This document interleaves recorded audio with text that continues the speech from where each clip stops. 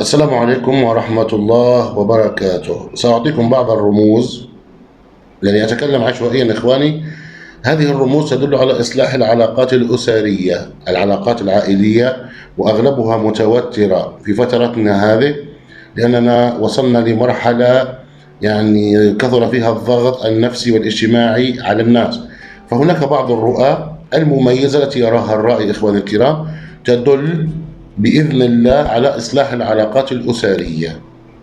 إن شاء الله نبدأ بسردها. أول هذه الرموز أنك ترى أنك تغسل أسنانك، أو أسنانك زادت بياض، أو أنك تصلح يعني شيئا في أسنانك كالسوس، أو كأنك تخلع زرس مسوسة، أو كأنك تصلحها بالجبس عند طبيب، أو تروح لدكتور أسنان. اعلم أن هذه إصلاح للعلاقات الأسرية بإذن الله.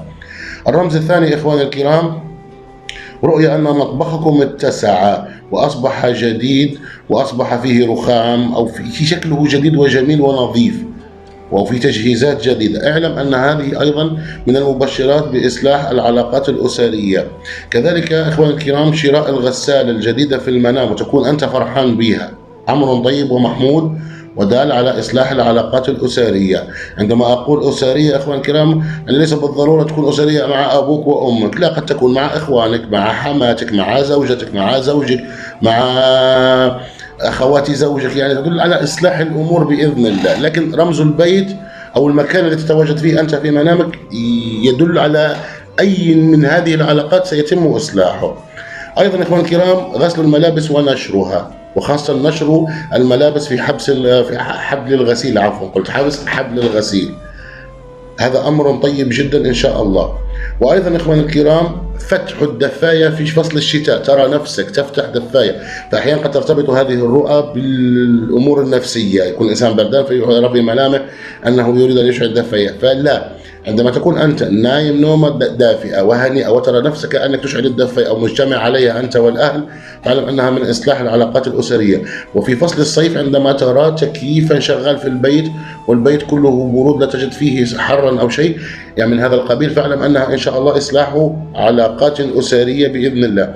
كذلك الاجتماع على طاولة الطعام أمر محمود وأمر طيب ودال على وجود علاقات أسرية. كذلك وجود الفرح من دون ما غناء أو مزامير أو رقص أو غيره في البيت. الفرح، لم أقل جنازة، هذا جنازة، هذا يدل على زواج أو فرح كبير.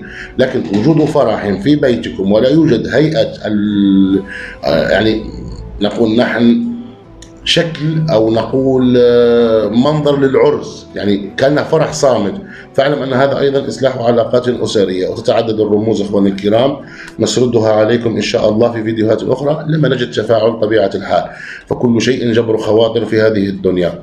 قبل أن أنسى إخواني الكرام، أردت أن أقول لكم إن شاء الله أنا راجعت نفسي جيدا، وسأعمل حلقات رد يكون البث فيها مغلق لمن هو مفتوح البث للمنتسبين وأصحاب السوبر شات، لكن أنا سأقوم بالرد على التعليقات المكتوبة في القناة إن شاء الله. هكذا على الأقل نستطيع أن نحصد بعض المشاهدات ونتشجع للعمل، وفي نفس الوقت يستفيد الجميع بإذن الله. دمتم في رعاية الله، والسلام عليكم ورحمة الله وبركاته.